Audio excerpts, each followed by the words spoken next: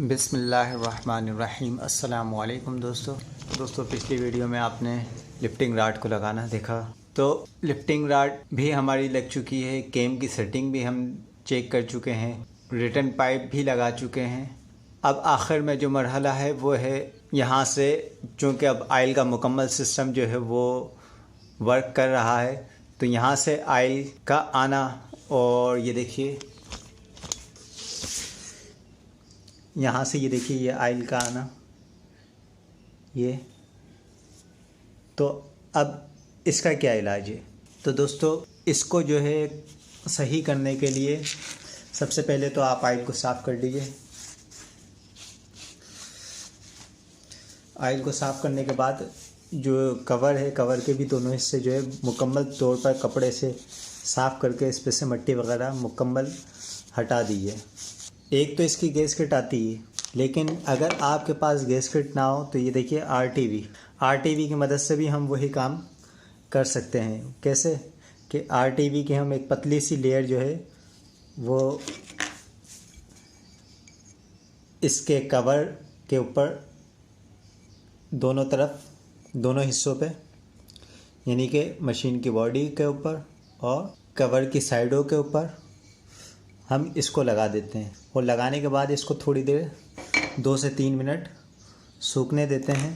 یہ دیکھیے ہم جو ہے اس والے کور پہ یہ لیئر لگا چکے ہیں، تو یہ سوکھنے کے بعد آپ یہ دیکھیے پوری جو ہے ایک ربڑ کی جو ہے شیٹ کی طرح سے بن چکی ہے۔ تو چلیے ہم اس کو لگاتے ہیں۔ اتنی دیر کے اندر جو ہے اس پہ ہم نے جو لگائی ہے وہ بھی سوکھ جائے گی۔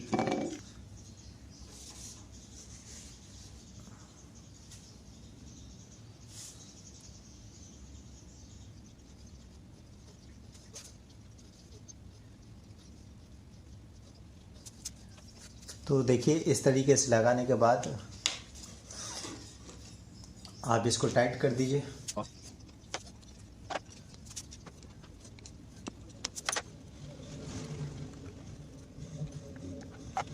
تو دوستو آپ نے دیکھا، اب یہ جو ہے یہ آئل، یہ آر ٹی وی لگانے کی وجہ سے یہ سلیکون ٹیوب جو ہم نے لگائی ہے، آئل جو ہے اب یہاں پر آنا بند ہو جائے گا۔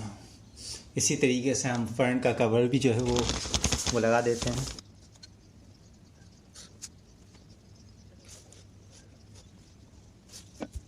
یہ لگانے کے بعد اس ڈھکن کو مضبوطی سے ٹائٹ کر دیجئے، کیونکہ یہ جو ہے وہ پھر اندر سوکھ جائے گی۔ اگر اس میں ایئر اگر رہ گئی تو یہ سوکھ جائے گی۔ اس کے بعد آپ جو ہے یہ کور جو ہے آپ یہ اس کے اندر لگا دیجئے۔